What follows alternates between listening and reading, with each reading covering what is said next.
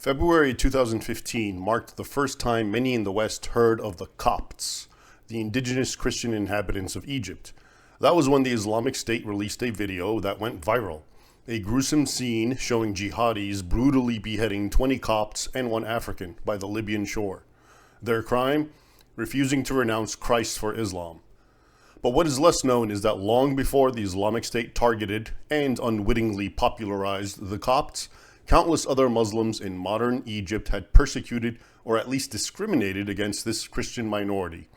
Individuals, mobs, sheikhs, organizations like the Muslim Brotherhood and the Salafi Front, and even government authorities were and continue to be involved. In the West, this oppression is often dismissed as an aberration. After all, haven't Muslims and Christians lived side by side peacefully for centuries in Egypt?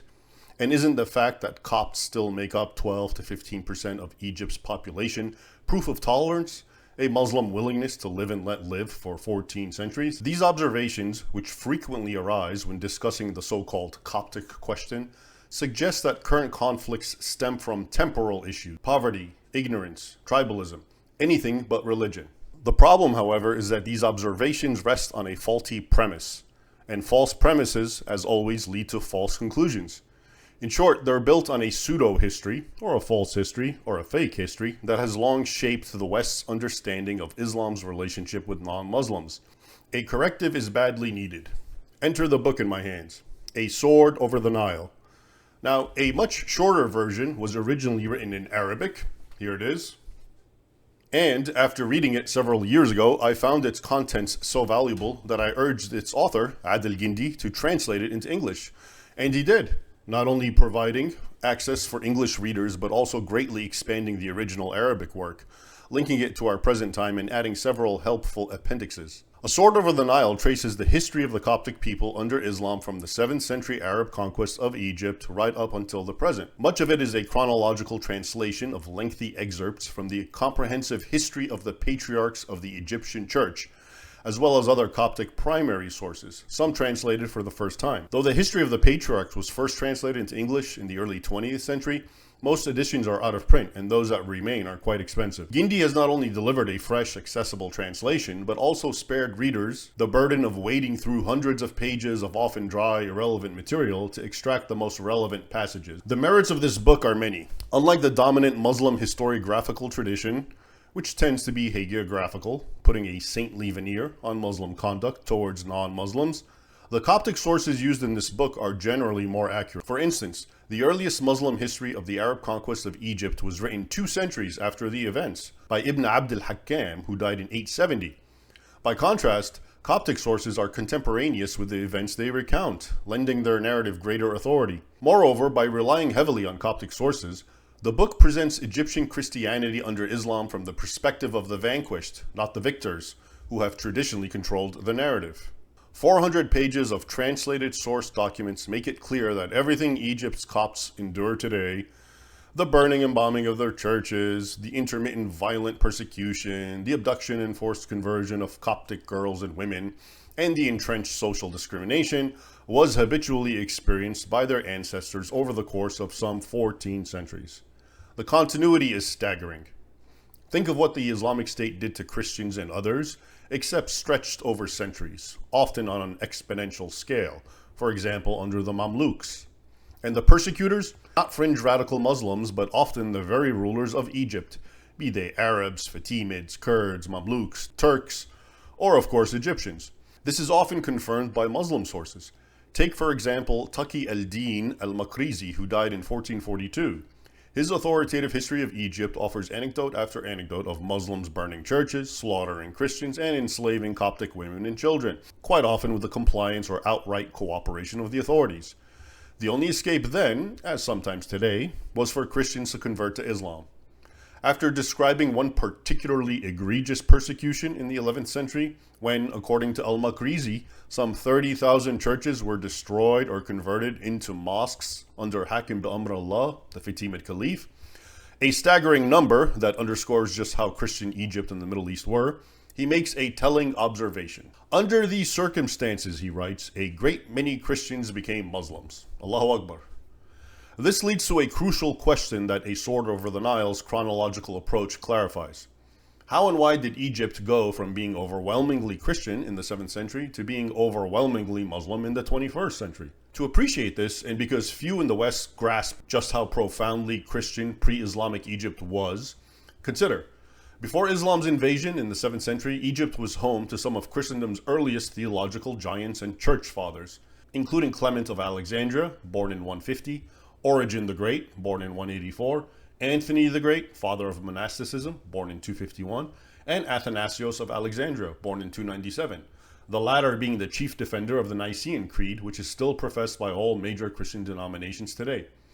The most important ecclesiastical and learning center of all of ancient Christendom was located in Alexandria. Around the year 400 AD, John Cassian, a European pilgrim, observed how deeply Christian Egypt was. He wrote, quote, "The traveler from Alexandria in the north to Luxor in the south would have in his ears along the whole journey the sounds of prayers and hymns of the monks scattered in the desert, from the monasteries and from the caves, from monks, hermits, and anchorites." Some Europeans, like British historian and archaeologist Stanley Lane Poole, who died around 1931, even claim Coptic missionaries were the first to bring the gospel to distant European regions, such as Switzerland, Britain, and especially Ireland.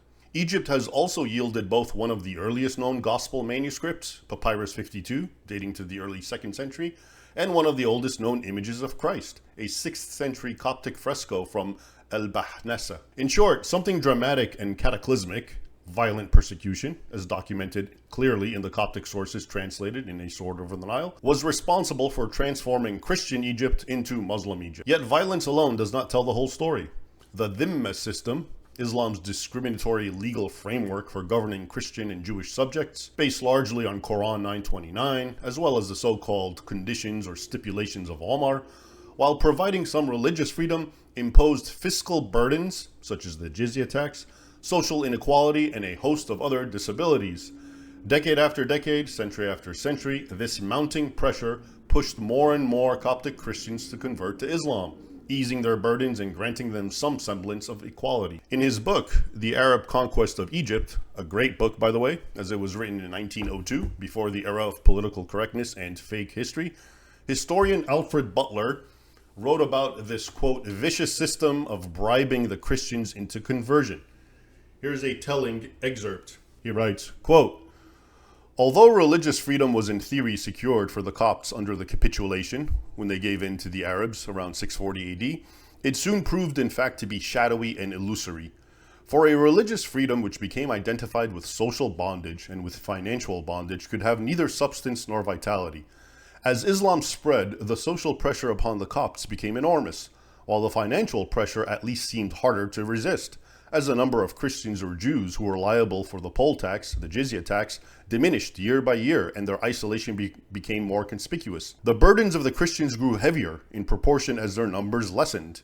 That is, the more Christians converted to Islam, the more the burdens on the remaining few grew. The wonder, therefore, is not that so many Copts yielded to the current which bore them with sweeping force over to Islam, but that so great a multitude of Christians stood firmly against the stream, nor have all the storms of 13 centuries moved their faith from the rock of its foundation.